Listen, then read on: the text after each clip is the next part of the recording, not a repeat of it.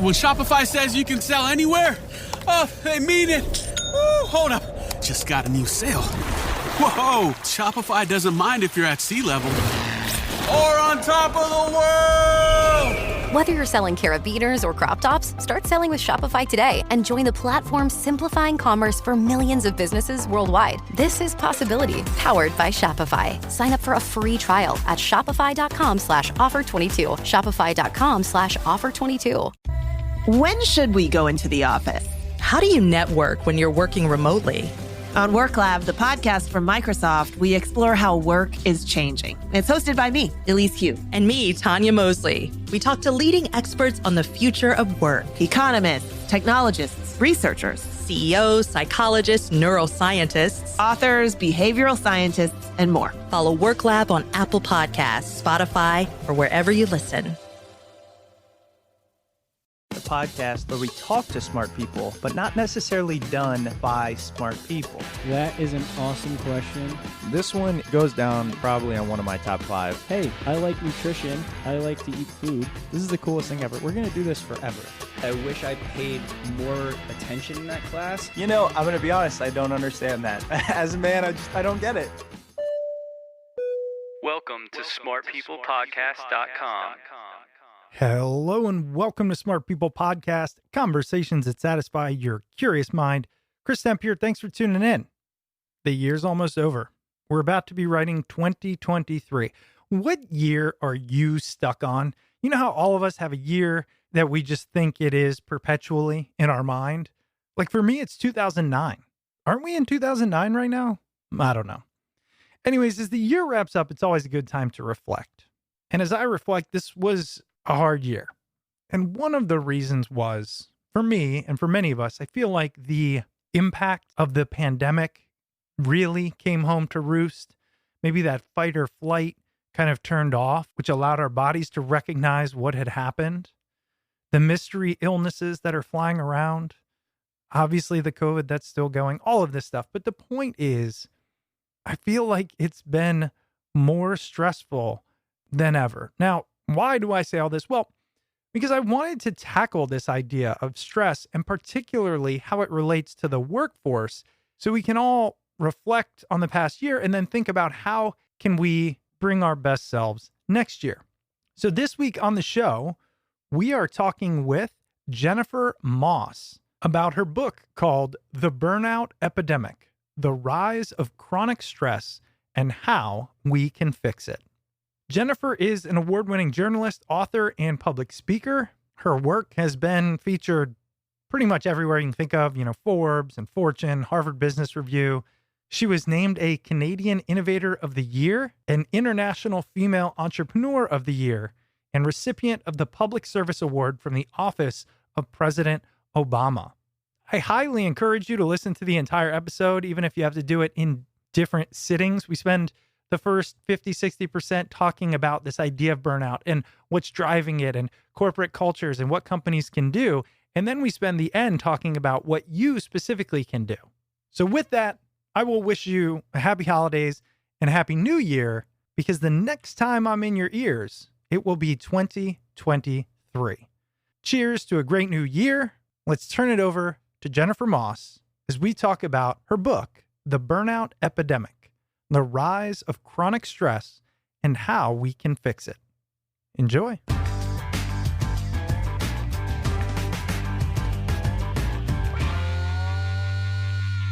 What would you tell a boomer who just tuned into this podcast just to say, burnout is not a thing? It's called hard work for a reason, 4-letter word. I used to hike uphill both ways, all that good stuff. What would you say to that person? Well, I love that you kicked it off like that because, we do see a generational difference, a delta between what different groups feel about burnout and how they consider burnout.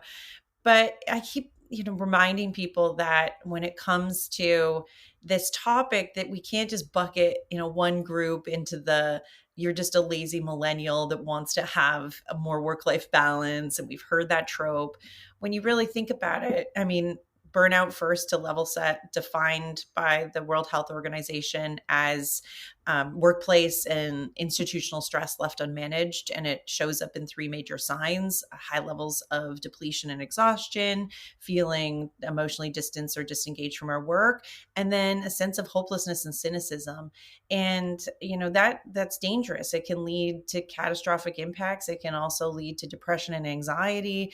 We're seeing this in the workforce, the highest level of mental health disability leaves in workplace history.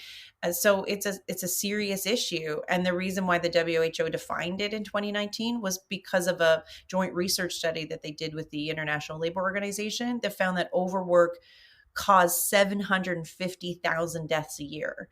So, we have to think of it seriously. And if we do stigmatize it and make it seem like it's just about hard work, well, then people won't get the help they need. And it leads to some pretty serious consequences. Could you go through those three things again? I think those were huge. And I think I'm going to probably want to dig into each one deeper. Yeah. So the three root signs, so the not the causes, but the signs of burnout show up in these three big ways. And so the depletion and exhaustion piece, I think we see a lot. We can see it in others as withdrawing, they're distracted, they're tired, but the depletion is different than just being tired, like not getting enough sleep and waking up in multiple time zones, like I was saying this morning, and not feeling rested. It's like a in your bones kind of depletion where you're not engaging in things that make you happy anymore. You're not seeing your friends. You're starting to feel like at work you just can't stay focused. And you also, we're seeing a lot of this increase of people, caffeinating more in the day or needing stimulants to stay awake in the day. And then at night, they're drinking more alcohol or whatever it is to be able to decompress from the day. That exhaustion depletion is pretty serious. And the way that we measure the, burnout, there's a 22 scale, item scale that the Maslow burnout inventory is based on. But if you really just want to dumb it down and kind of think of measuring it ourselves, we want to look at those three signs over the course of a week and then over time and say, if we're feeling this kind of depletion, for example, 2 to 3 times a week, we're at high risk of burnout. And even one day a week, if we're feeling that, we're on that kind of verge. And then that emotional distance from work. So we see that in disengagement, obviously, that a lot of people are feeling that after being so exhausted, it's hard to feel connected to the mission of the organization. I like to use healthcare, for example, and teaching. The commitment is so focused on student success. There's such a love, for the work, and the student is so important. Same within healthcare, the patient is so important, and it's very mission driven. So for those people to be so exhausted that they don't see why they're doing what they're doing anymore, I mean, that leads to mistakes. It leads to increase in malpractice suits. It means, kids are more violent in schools. There's these impacts again, hospitals shutting down because there's a nursing shortage. And that final one, the hopelessness, and we saw that a lot in the data when we looked at it, that cynicism is, I think, what I believe and some of my other fellow experts in this space believe is this sort of the scariest stat we've seen. And it's more across the board than any other data in, the last 50 years. Really, the cynicism of people is feeling like it's not going to change. And so that's why you see this great resignation. That's why you see people quietly quitting. That's why you see a revolution happening in the workforce, is people feel like they have no control, nothing's going to change, and they're hopeless. And that's what really makes me concerned about what's going to happen in the future here. I've had a lot of times in my life where work has severely negatively impacted me. And I have a lot of judgment on that because I've never worked in an investment bank that made me work 80 hours a week either. So I'd say, who am I to feel burnout or feel this way?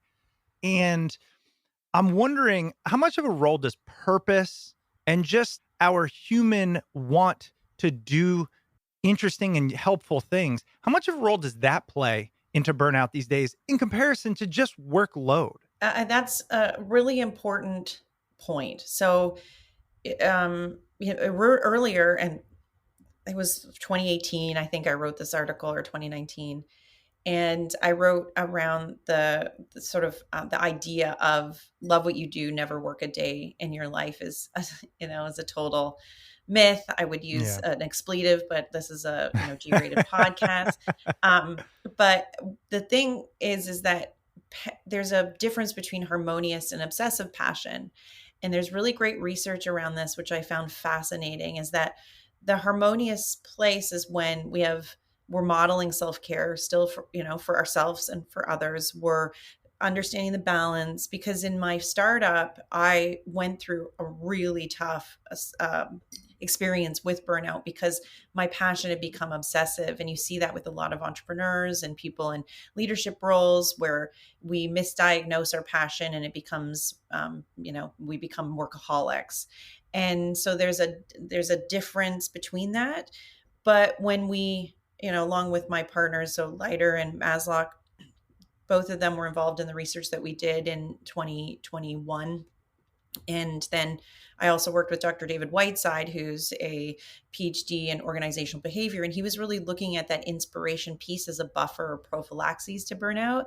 And we found that that really was a big support for people, in that if they were inspired, they had just this longer capacity. They were able to make sure that their passion was more focused in a harmonious way. They were better around self-care and these other components that we were looking at. So there's this fine line that it can be a buffer, and it can also create compassion fatigue and empathy fatigue, which we see a lot in those people that are very mission driven. And that's why we need to be aware of it, so we can understand and label, okay, when is it hitting that threshold where I'm on the verge of potentially burning out because of my passion, and how do I harness it as a leader for my team to make sure if they're passionate that it can maybe help stem the symptoms of burnout. Yeah. And you mentioned a few careers that I want to dive into, teaching specifically, because my wife is a teacher. So I want to talk about that. My 4-year-old just came down. So inevitably, 1 second. What's up, buddy? Cute. All right. Thanks. If you need me, let me know. Okay.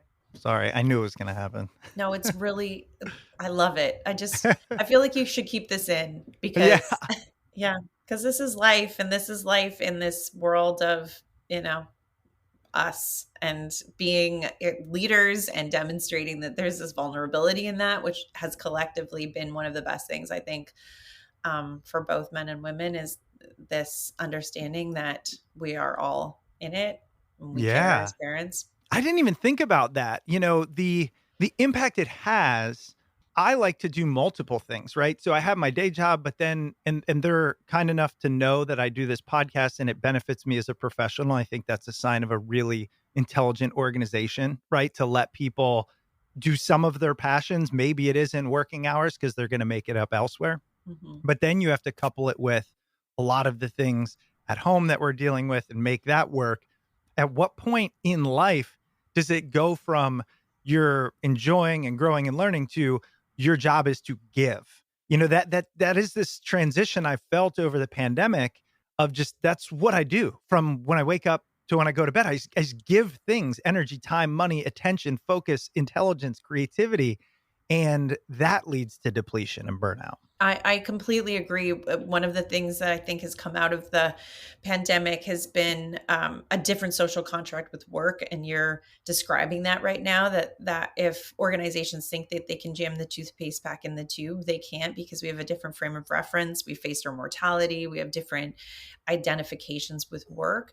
But I also think that we've created this toxic productivity, because one of the things I wrote about pre-pandemic was this indebted servitude that a lot of remote workers feel. And that was only 4% of the global workforce. It spiked to 35% overnight, basically.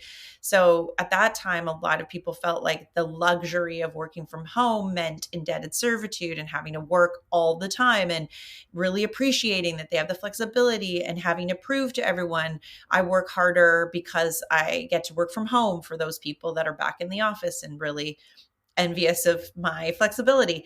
And so we just seen that on scale now, this expectation to be always on, that if you are working from home, that is, I sort of own as an organization or employer that time, because I'm allowing you to be working from home, which means now I get to have access to you all the time. Right. And so the giving and the depletion piece is really difficult, because also we have these families at home. And you're a great example of a male in this situation, but women were actually really hard hit. They were disproportionately working 15 to 20 hours more per week in unpaid labor.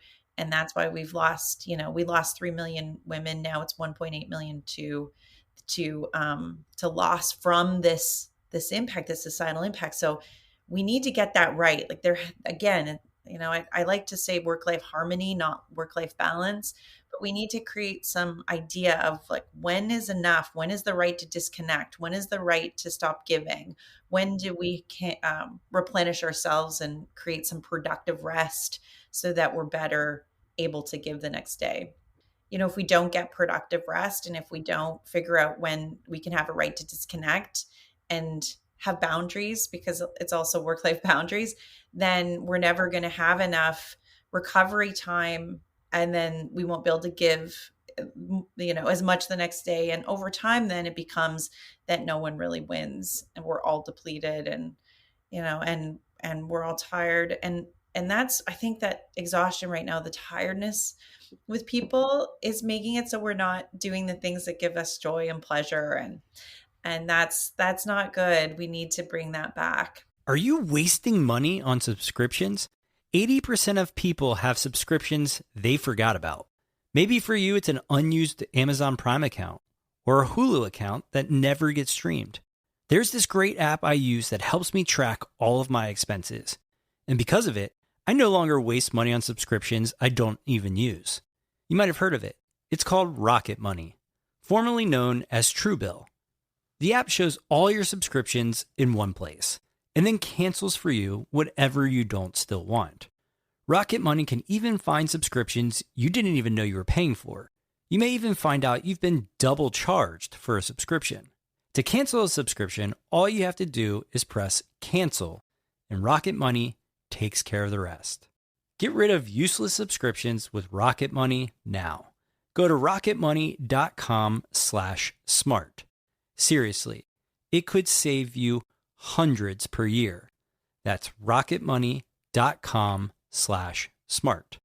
Cancel your unnecessary subscriptions right now at rocketmoney.com/smart. Mary redeemed a $50,000 cash prize playing Chumba Casino this year. I was only playing for fun, so winning this was a dream come true. Chumba Casino is America's #1 social casino experience. It's serious fun. With over 80 casino-style games to choose from, you too could win life-changing amounts of cash. Be like Mary. Log on to ChumbaCasino.com and give them a whirl. That's ChumbaCasino.com. No purchase necessary. Void where prohibited by law. 18+. Terms and conditions apply. See website for details. The voice in the preceding commercial was not the actual voice of a winner. I have to talk about this last piece, the tired thing. Before the pandemic, if I didn't do things with others at least twice a week, it would be odd. It would just be strange. And now every weekend, there's a moment where we'll get an invite to something, we'll do something, and me and my wife will say verbatim, I don't really want to, but I know I should. And what I'm actually saying is, I want to be with these people. I want to live that aspect of my life. But weekends have become just survival. Just try to recoup enough energy. And again, I can't understate this. I am not overworked on an hourly basis. So anybody hearing this, you don't have to be grinding 80 hours a week or in one of these impossible professions. Yes, those are hard too. But there's so much more nuance to what can lead to this, as you're explaining. Yeah, and that's exactly what people are feeling. You're describing a symptom of what I think most people are feeling right now. And what's interesting is we have to kind of understand what's happening in our brains and what's happened in our brains for the last few years. And so I spent a lot of time in research around the neuroscience of happiness and stress as well. Really appreciate the concepts of neuroplasticity and the intentional, development of behaviors over time, leading to kind of our subconscious ways of being. Think sort of Malcolm Gladwell's Blink, that kind of thinking. But what I have been studying and coming to understand is that we are actually experiencing this surge capacity in our brain, which we can handle this acute high level of stress. It's the same term that's used in hospitals when there's going to be an overflow from some sort of big crisis, right? And you create surge capacity. And in the brain, it's really only about 2 to 3 weeks that we can handle that level of acute stress before it starts to kind of fry that limbic system where fight or flight exists. And that frazzled state makes it really difficult to start communicating to the front of the brain. So the prefrontal cortex, where we make, simple executive decisions around day-to-day life, even what to have for dinner, like the simple stuff. So all of this in sort of nerd speak here is that we're creating a brain fog that we don't even realize. And that makes it more like we're feeling like it's inertia to get through our day. We're working harder to hit the same goals. We're pushing, even though it feels like, okay, I'm working the same amount, but it's taking me longer and I have to recover from my mistakes, or I'm distracted. So, I have to pull myself back on my thoughts constantly to recreate focus. And those small tasks can feel enormous. What to have for dinner feels like a huge, decision. Like we have decision fatigue on what to have for dinner. Yes. So all these things are happening acutely because our brain is doing what it does to survive. That fight or flight shuts down so that if we had to fight a tiger, in the wild, we could. But we're living in this surge capacity now for 2.5, like going on 3 years.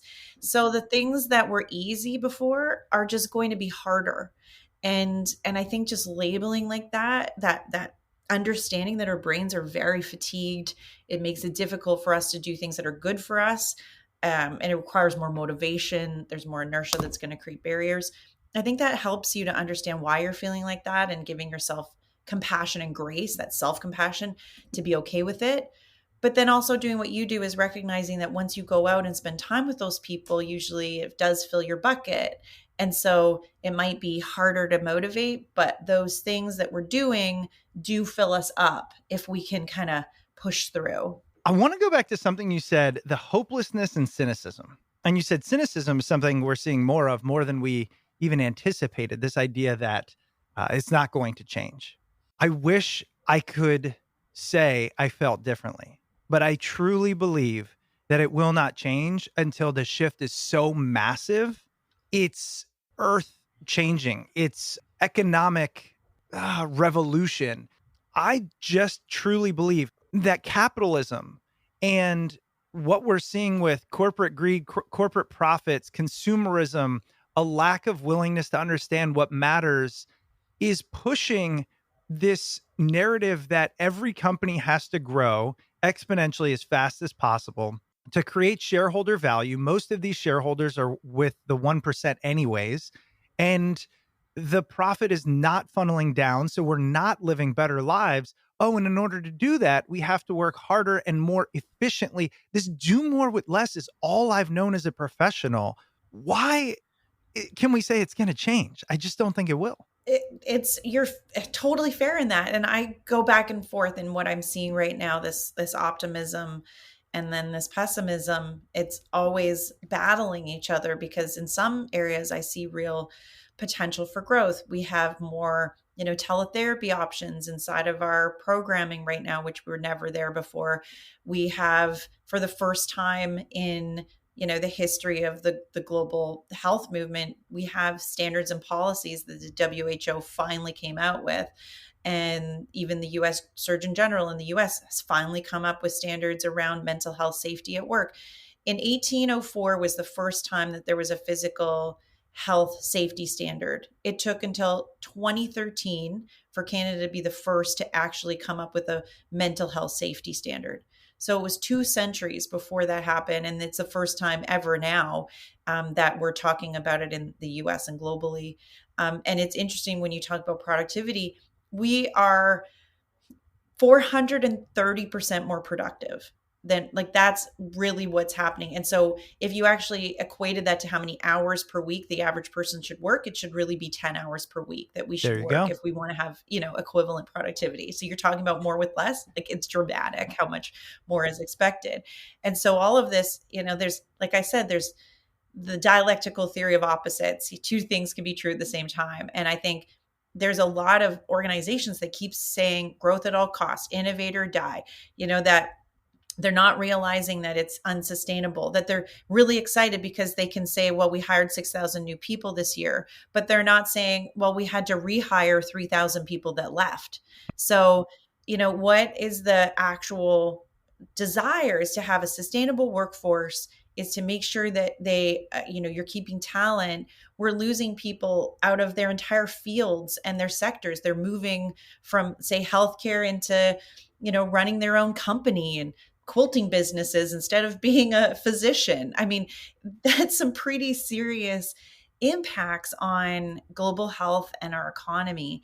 And that's where I think we're seeing some changes. We're seeing some discussions. But until we actually have real policy, real laws, that government intervenes, that we have paid leave and some of these other things that have to happen, we're still going to see, many organizations take advantage of the employee until the whole system breaks. This is what I see happening. I see that companies go, okay, we know there's a war for talent. We lost X amount of our good people. So now what we're going to do is we're going to only backfill 50% of them. And we're going to put that remaining work on those that have stayed. And those that have stayed can, either show up or leave. And they'll continue to backfill less and less, and also less quality, but expect the same results until there is this collapse. But they are not incentivized to prevent this collapse because nobody has a timeline longer than a few years. It's just not what anyone is incentivized for. And that's why I talk, and I've been really pushing towards considering different types of policy and laws and protection and those like worker rights. That's why we're seeing this increase in unionization, which no company wants. I mean, they don't really want to have that disconnect from their employee, but the rise of unions happened again, in the 70s because of just poor treatment, and will create this resurge of those types of practices if organizations aren't more focused on the root causes.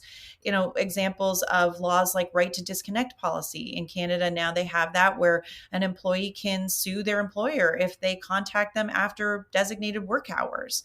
And that, started in France in 2016 and has grown in interest across countries in the UK, but Canada has now adopted it.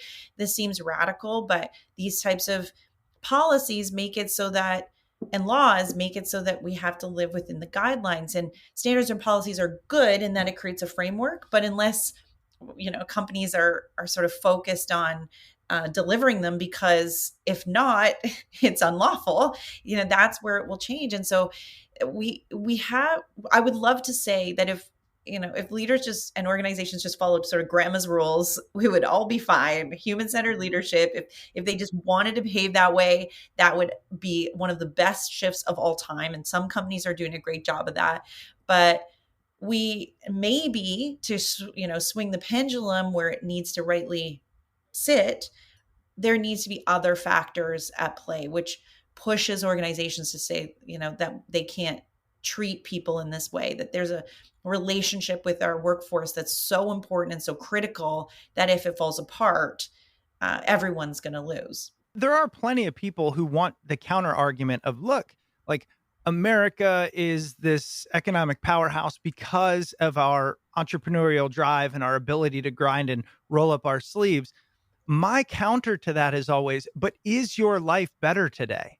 Right? And for so many people, the answer to that is no. Even if you have more money, the answer to that is vastly no. And I'm talking across the board, not just in what you have, but your health, your longevity, your relationships, your happiness. So yeah, we might be more productive at building widgets, but who is benefiting from those widgets? I love that you're saying this. There's been this article that I've been, just fascinated by the response to it. It's become really popular, this mom talking about how you make CEOs and doctors and how you raise kids to be CEOs and doctors. And, everyone's really excited to read about how she did it. And the thing is her suggestions are, really great, helping them to be independent, et cetera. But the way that we look at, that we're going to build all of our kids into be CEOs is some sort of I don't know, like the big kind of goal in life is to make all of our kids CEOs, instead of saying why, like how to make your kids live a fulfilling and healthy and happy life. Like that should be the mecca. That should be the big nirvana moment. And we still have really baked in ideas of what is success, what does success look like for ourselves and others. And until we start to see that that's really nuanced, and people, like the reason why I use the quilting example is because my mom was a nurse practitioner and quit because she was burned out and started a quilting company and never went back. And was brilliant, like she is brilliant. And she left to do that because for her, that was happiness. But she was happy as a nurse, but she couldn't be in that environment because it was just so toxic. Yep. So how do we figure out how to get people doing what they do that makes them fulfilled and happy, but not take advantage of that so that we deplete, people that have that passion? And maybe also looking at success in a different way entirely philosophically. And that also changes the way that people feel about what they do, how much they work, modeling self-care for their people, knowing that 4-day work week isn't totally radical, that it's completely doable. All of these things have to create a shift and a momentum before they're going to change. And I'll tell you, I think the pandemic, this sounds crass. So if you're listening, know that you know my intent. But I think despite all of its negative implications, I think it was the best thing that happened to working people. I truly do. Now, look, I work at a company that makes products. So there's a lot of people that worked in factories through the entire thing, and they are struggling with supply chain issues. So I'm not negating that experience, but I say from a forced hand perspective, making organizations and those in power think differently. I mean, work from home, flexibility, like you said, you can't put the toothpaste back in that tube. 4-day work weeks. I've now heard of more companies doing summer Fridays, half Fridays, forever so these were things that 10 years ago, completely unheard of. I have felt the same way. We would have been, I've been talking about this. Actually, I was sat, in the airport. You always get in conversations with people at the airport bar. And, this guy was saying, he's a high level guy in one company, was saying, I would have given up my, right arm to have a half day off every, Friday.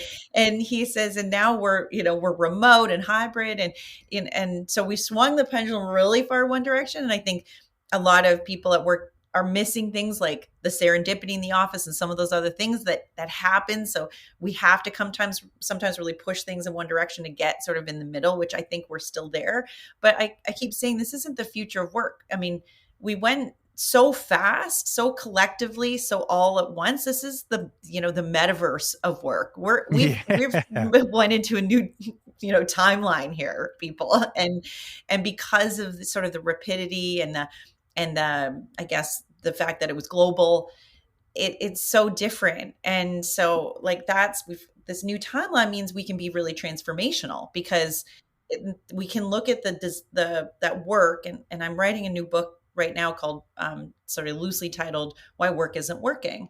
And, I have this really strong belief that we've been iterating on a design flaw. We've been looking at, it started, in trade and then in farming and then in factories. And so we've just been iterating and developing school and all these systems and infrastructure around this idea that work is supposed to be within these time frames, all this stuff. And the pandemic said, oh, like, boom, a big bang. And then we've spun off into this new course. And now it's about, okay, how do we create a design that isn't flawed, that we can iterate on and make it a bit better? With Masterclass, you can learn from the world's best minds, anytime, anywhere, and at your own pace. You can learn how to make compelling videos from Marquez Brownlee, improve your cooking skills with Roy Choi, or learn writing and poetry from Amanda Gorman. With over 180 classes from a range of world-class instructors, that thing you've always wanted to do is closer than you think. I've often thought about getting into local or state government, so I started taking a class with Bill Clinton around inclusive leadership. It might not come as a surprise, but I was completely blown away by the depth of knowledge and quality of the experience. There are hundreds of video lessons available, so I highly recommend you check it out. This holiday, give the perfect gift of an annual masterclass membership and get one free. That's right, get one free. Go to masterclass.com/smart today. That's masterclass.com/smart. Terms apply. Most business books are the same. Dry, derivative, loaded with buzzwords and superficial advice. Here's one you'll actually want to read. Finding the Way, An Entrepreneur's Tale is a fictional account exploring the importance of mentorship, the hard truths, and the varying paths to success aspiring entrepreneurs can take when founding a business. Author Cap Trieger is a serial entrepreneur who built businesses in multiple industries, invested in dozens of early-stage ventures, and is passionate about paying forward his wealth of experience. With Trieger as your mentor and Finding the Way as your guide, you'll discover essential insights on establishing direction and purpose, putting together the right team and structure for success, understanding what the customer is really buying, finding a customer-driven business model, giving yourself the greatest opportunity to be at the right place at the right time. Take the first step on your entrepreneurial journey by picking up a copy today. Finding the Way, An Entrepreneur's Tale is available at Amazon, Barnes & Noble, and wherever books are sold. As we talk about the pandemic and the good things that have come out of it, like half-day Fridays or remote work, one thing I want to talk about, and this kind of gets us into the conversation of what do we do about burnout, is my frustration with the belief and often the leadership line of, I believe in burnout. I know it's a problem. Take the time you need. Or we have PTO for a reason, use it. Or we have benefits, you can call this, therapy line. Like, don't get me wrong. Progress, yes.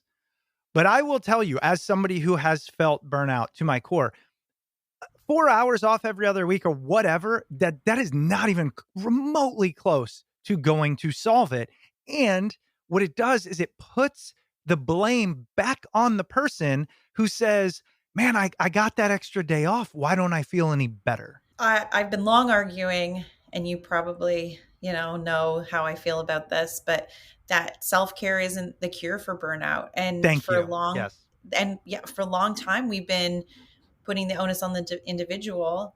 And it's not that it's not important for us to be engaging in self-care. I mean, we have to look at work as being a component of our lives, but our lives are still really important, and us having psychological fitness and mental health and working on that as individuals. Yes. But when you look at the root causes of burnout, they are systemic. They're not going to be solved with ice cream, which are the perks when people need water. They need to make sure that we're hitting those kind of hierarchy of needs first, because, and in the book I write about this hygiene versus motivation factor theory, which I love the research around this. It's so interesting, but that we need basic hygiene inside of our organizations. We should feel like, and that's really in the root causes, manageable and sustainable workloads, making sure there's fairness and justice, making sure that people feel connected to the values. We also want to make sure that we are connected to community. Community is really important in that. So these root causes, when there's a lack of those things, we want to make sure people are paid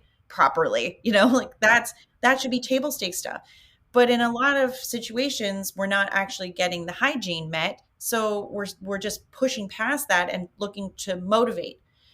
And so that's where all the ways that we've been handling the cures for burnout have been, in those intent, the subsidized gym memberships, and the tech that you listen to rain for 15 seconds and it's supposed to cure systemic discrimination, inside of our workplaces. I mean, they're great if we're able to be optimizing that group, which means those people have to be in a fairly neutral or healthy state to be able to take advantage of them. And that is not what's happening. And they also need the time. They need to have the time. They need to be supported to do, the workouts that you're giving them in the gym that's sitting empty in your offices. So these are the kind of things, it's like understanding what the root causes are, working at making sure people are at meeting like hygiene needs. And then as a continuum, understanding that those perks and those benefits come way further downstream. And that's where instead we've been really focused. And now we have to think about it differently. As you were going through those perks and many of the offered solutions, it made me think we are applying a corporate solution to a human problem. I truly feel when somebody says, look at this gym, right? A lot of the companies believe, look what we're giving you. And yeah, but you're missing the fact that like it's poorly run or it's terrible management or it's a toxic culture or it's, go down the line. So again, a Band-Aid over a sword wound, like it doesn't work. I have this visual, because you're absolutely correct. I have this visual of a dusty ping pong table, and it was, at a company that I worked with. And, I was working at a, marketing agency, and the demands were really, really high. And, and I had started back to work very early on. And I remember there was this like really celebrated games room where everyone was supposed to go and unwind. And, the ping pong table sort of put in the corner. It was pretty dusty. There's like no one using the games, and no one ever used it. It became a bit of this all encased in glass, beautiful space that looked like a pseudo storage room. And for me, that just felt like such a picture of the culture. And that happens a lot where there's a selling of a certain culture, or, we have cocktail hours or whatever it is. And, and that whole idea of selling people into something that's not actually truly who you are as an organization. And the only way that you can actually play ping pong and have the time to do it is if all your work's done. But, after 80 hours, you're probably not that interested in playing ping pong. And that is I think that's sort of a micro example of what that looks like across a lot of organizations right now. And we need to just get better at saying, okay, forget the ping pong table. Let's give you teletherapy for free, and access to support systems or mental health first aid, or, all of the things that we can provide that will actually make it so that when you go home, you can play ping pong with your family, in your basement. Yeah. And is it crazy to suggest maybe we ask the individual? I think companies are still treating humans like toddlers for no reason. They really are. And that's why I've been talking a lot too about this social contract with work changing. And it used to be transactional. I do my job, I got paid, and that was the relationship. But now it's very different. And when you look at the data of why people quit, the number one reason, and this is the trends data, the Microsoft trends data, but they said that it was uncaring leaders as the number one reason. And pay has always been the number one reason. And for the first time, it's uncaring leaders. And so this idea that they can just bump up a bonus or increase your pay or whatever that is, but not offer what we as individuals need specifically to meet our own goals and also to meet our objectives of life, then we're going to continue to see the trends because it's shifted. And I think that's powerful. This is one of the things that I think out of the pandemic that I love the most is these empowered employees and an empowered, global collective in our philosophy of life and work. And I mean, granted, it's in a lot of places it's changed. There's still places that have remained the same, but you see it in a lot of, like, across almost the entire world, employers realizing and recognizing that employees are really driven for change right now, and they're not accepting that this is the way it's going to be.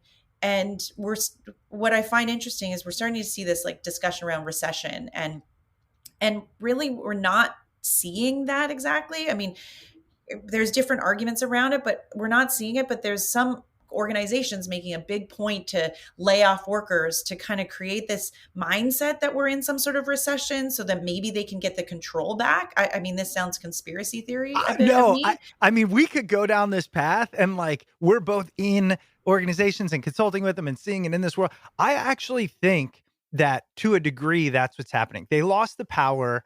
I was just watching a politician who, I can't remember, maybe I'll link to it. They put up this chart and they showed what is the cause of inflation. And it was like cost of goods went up like, I don't know, 6% and da-da-da. Corporate profits went up 40% and pay went up, 1.5%. So you tell me what's happening. I'm not an economist. There's other things. But if a company says we have supply chain issues, which they do, that impact us to the point we have to raise prices 5%, which they might, but they raise them 20 and then still give you the 3% raise, and then lay people off to kind of create this fear. I'm telling you, I think it's real. And people who listen to the show with any length of time know I'm grounded, not a conspiracy theorist, and I'm with you. Either am I, but I'm also, as a journalist and a person that tends to see trends, I see a lot of the counter to what economists are saying, what really, high profile economists who are smarter than I am on this topic are saying. That's not exactly what we're seeing, but you do see, an effort to control markets by lots of, in different ways, people are able to make that happen. But we are seeing that, I think, in the trying to cajole or regroup the power back to the employers by these types of decisions, but no one's really buying it. And you're not seeing a whole bunch of other organizations following suit. We're not seeing this happen across the board. So I think it's really fascinating when we dissect the headlines and what I've had great conversations with some senior leaders and C-level leaders that say, no, employees have the control for a while. Like, we don't have that control. They are in this, the driver's seat. And I think it's going to take a while before the shift happens because it's mental and philosophical and psychological. It isn't economics based. And that's where we've changed. We have different expectations, and it isn't just give me a paycheck. It's give me a life, so that I can use that paycheck in a way that feels good for me. I think you're right. I can't remember who it was we interviewed, but was talking about the population decline actually being another big part to this, which is we are not going to be able to backfill at some point. And I'm sitting here quietly going, yes, finally, and it sounds so socialist or leftist of me or whatever, but I don't mean it like that. I actually think my employer specifically does excellent things. I've seen cultures. It's a good culture.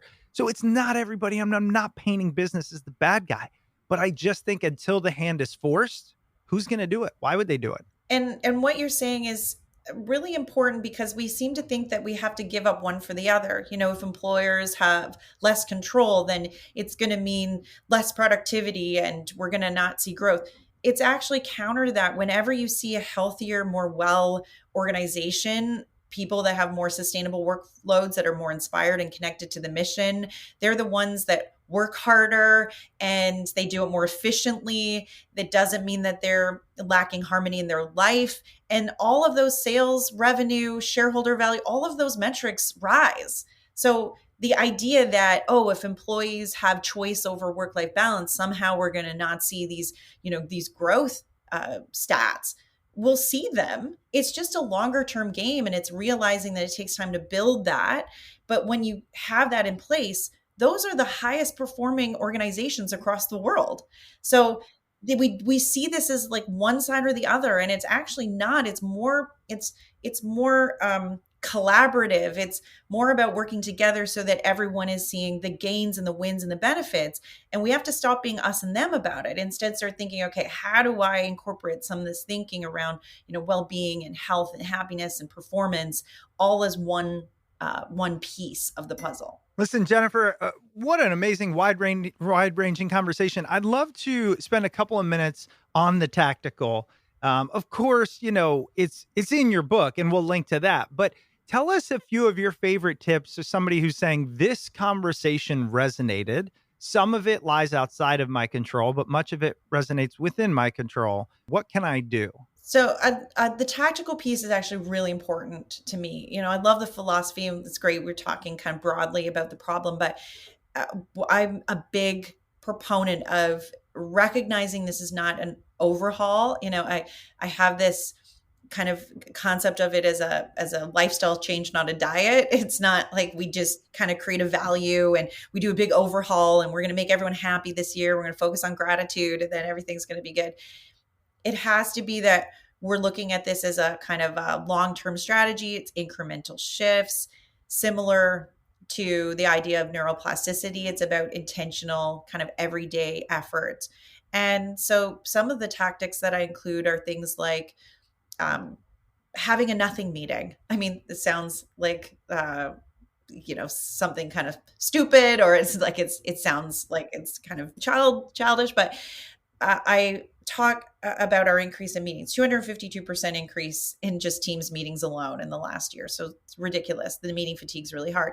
But how do we incorporate this one meeting that's about nothing, but making it a formula? Because people lie about being fine. We need to have, leaders being more vulnerable, talking about their own stuff, saying that they're not mental health professionals, but they're mental health conduits. So they know where to take you within the organization, where they can actively listen to what's going on with you. And they do that in that nothing meeting where you ask everyone how you're doing.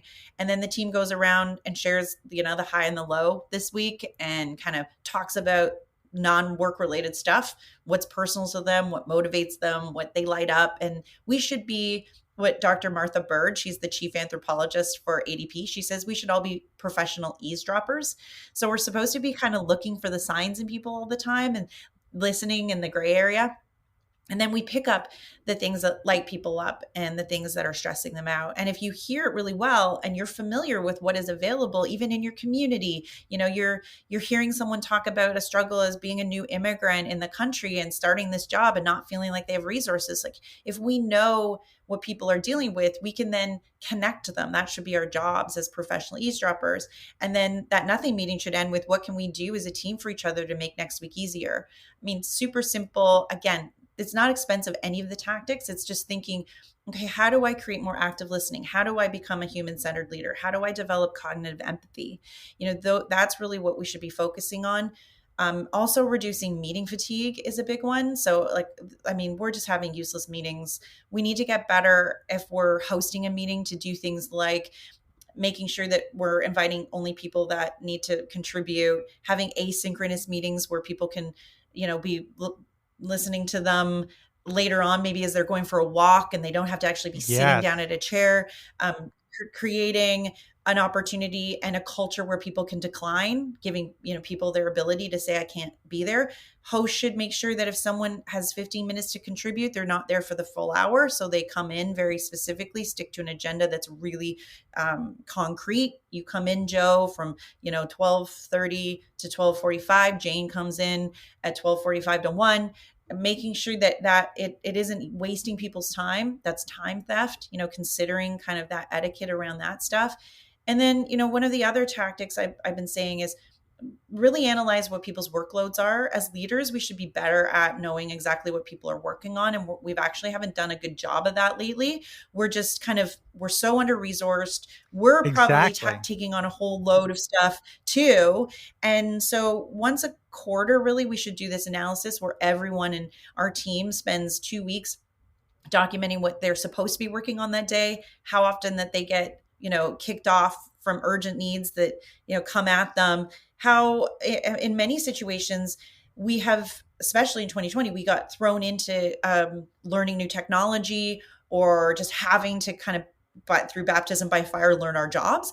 And we've never really gone back and said, okay, are you efficient at that yet? Is that something that you feel comfortable with? Do you find that you're still hacking ways to navigate a system because you've never been really trained well at it? Well, let's take some time to say, okay, what's the inertia? What are the things that are creating less efficiencies? And do an efficiency assessment once a quarter around what people are working on, and making sure that your priority as a leader are matched to the same priorities that your team. Maybe they're working on some other trajectory because 2 people have quit and now they're doing things that are totally not in their strengths and they're doing it less efficiently. The more we know, openly about workload and what people are working on, and not be afraid that if you find out that you have to just I need to bring in resources or I don't budget for that, just be really transparent. We're going to do this assessment and I'll see how we can reduce efficiencies. Whenever we do that, we see workload decrease between 35 and 37% just through this analysis. And that's because there's so much inertia, so many inefficiencies. And so pulling that back gives people their time back. It gives people their sense of well-being back. They feel like that they have the ability to show, openly to their boss what's going on. So, I mean, that's just one of or a couple of many things we can do. But at the root of all of them is communication, listening, building trust, and acting with empathy. And if that's at the core, then I think we, will solve the world's problems. I just got to highlight this. A couple of things. One, what you just highlighted there at the end, right? Communication, listening, empathy. They're human traits. I think if you're a leader listening, recognize you will not succeed anymore if you're not a human first. It baffles me how people feel like they have to put on some leadership face or approach to lead. Like, I don't want to be led like a machine. Whatever you think is the right way, if that's it, it's not. So it's okay to say things like, I don't know, but I want to figure it out with you. Or we can get to work, but tell me what is not working for you and be transparent, be authentic. I'm not going to hold it against you. Like, if we want to be successful, we have to be humans more than ever. I love that. And that should be at the root. I mean, like I said, if we just go back to grandma's rules, good old fashioned mindset around kindness and listening and not feeling like you have to be stoic and invulnerable. I talk about my husband, who's the chief strategist at the Y here in Canada, and his role, is important because he has to sit down with a lot of people and understand and pick their brains and find out, okay, what is going to make sense for these various groups. And he comes to it as a neurodiverse leader, and he always spells out, I have ADHD, and these are the things that are my superpowers. These are the things that might frustrate you, in how I work. And I want you to be able to talk to me about those things, but I also want you to know that you'll get the best out of me if we're working like this. And sometimes this doesn't work as well for me, but leaders just coming out with it and saying, these are the things that might, find frustrating about me. Why that, if anything, I think that creates more relational investment, you have this ability to then make mistakes as a leader. You have more support. If you do, you'll have more buy-in from people. And I think that we're so afraid of saying, okay, I have these things, that make me super, and these things that might be a drain. That's way better than just having people assume that you're supposed to have all the answers. And then when you don't, because you're human, people get angry. And that's what we need more, is that vulnerability, I think, across leaders. I agree. And then if we won't have that as a leader, then we're sending the message that the people we're talking to can't bring that forward. And so I don't know, leadership's a hard job, but it can be rewarding. So Jennifer, this is incredible stuff. I know the book has been a huge hit. Again, it's called The Burnout Epidemic, The Rise of Chronic Stress and How We Can Fix It. I think many people listening will find things they can align with and understand and implement. Where else are you? What else are you doing? You mentioned a new book coming up. I'd love to tell our listeners where they can find you. Jennifer-moss.com. Super easy. There's lots of articles and stuff that I write a lot. And so that ends up on the site, and, just any sort of information around the book can be found there too. So that's it. I'm not very good at promoting, so thank you for.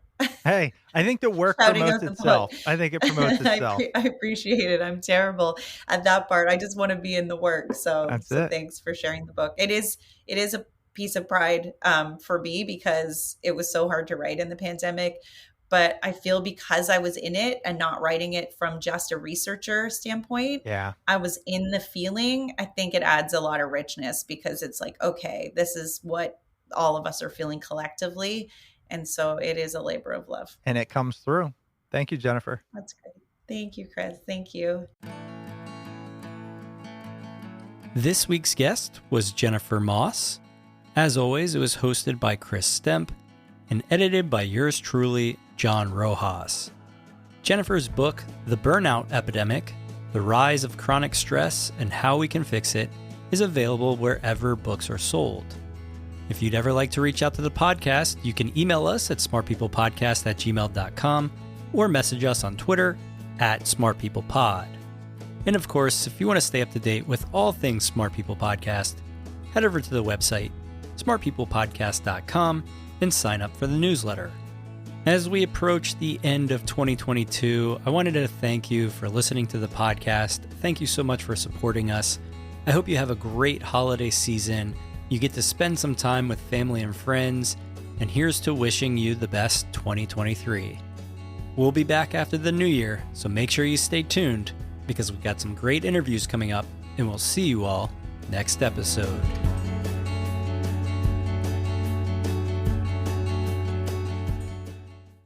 Lucky Land Casino, asking people, what's the weirdest place you've gotten lucky? Lucky? In line at the deli, I guess? Aha, in my dentist's office. More than once, actually. Do I have to say? Yes, you do. In the car before my kids' PTA meeting. Really? Yes. Excuse me, what's the weirdest place you've gotten lucky? I never win and tell. Well, there you have it. You can get lucky anywhere, playing at LuckyLandSlots.com. Play for free right now. Are you feeling lucky? No purchase necessary. Void where prohibited by law. 18+. Terms and conditions apply. See website for details. Mary redeemed a $50,000 cash prize playing Chumba Casino this year. I was only playing for fun, so winning this was a dream come true. Chumba Casino is America's #1 social casino experience. It's serious fun. With over 80 casino-style games to choose from, you too could win life-changing amounts of cash. Be like Mary. Log on to ChumbaCasino.com and give them a whirl. That's ChumbaCasino.com. No purchase necessary. Void where prohibited by law. 18+. Terms and conditions apply. See website for details. The voice in the preceding commercial was not the actual voice of a winner.